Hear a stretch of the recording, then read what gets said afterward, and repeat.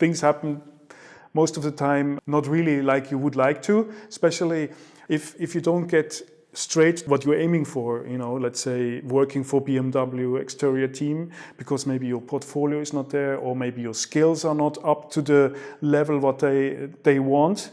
And then try to the back door. For example, you enter through the interior design or detailing, because there is less competition. And then from there on, it's much easier to get for the other departments and move on.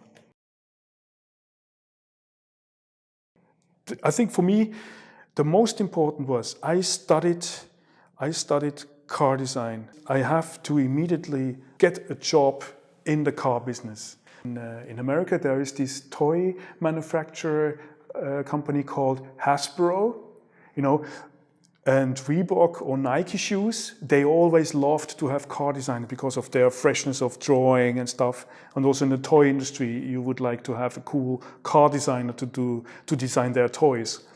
So, and then I did some, just for experience, you know, made the interviews. The companies came even to the school, and the school arranged the interviews, you know, and you just had to sit down, and they tried to sell themselves. Please come to us, you know, we do this cool stuff and you can do this with us. And then I said to myself, if I start in the toy industry, I will be probably never having the possibilities to go back into the car industry. So as a student, you really have to make up clear what your goals and what you're aiming for in life. So I said, better to start in a second-class car design place than doing toys, you know.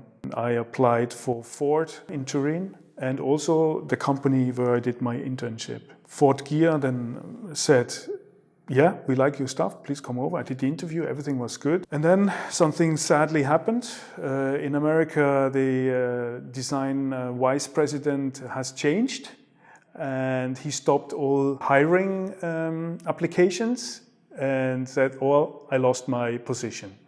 So then I was again, what are you doing? And there was my internship place. They said, yeah, come to us, you know, we like to have you. And so I started with the IDEA Institute at Turin. Yeah.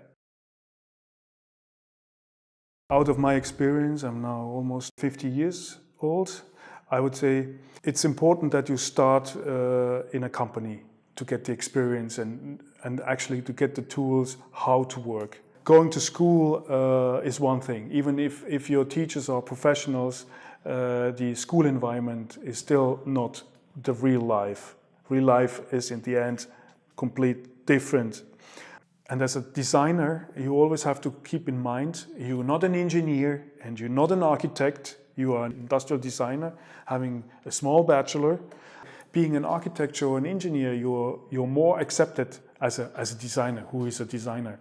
So to earn money, it was like, it's not enough just to do nice sketches.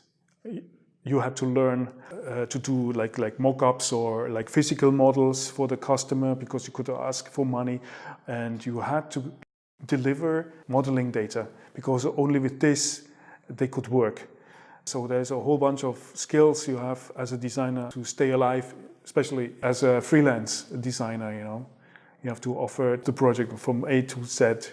The point is, having the experience in a company, you're having also contacts to other company you are working with, and they start to appreciate you. They like to work with you. As a freelancer, or when you open your own agency, you need to think about 5 good companies, and you have enough work to survive. That means starting out straight after school, being on your own, is way tougher than starting out of a company.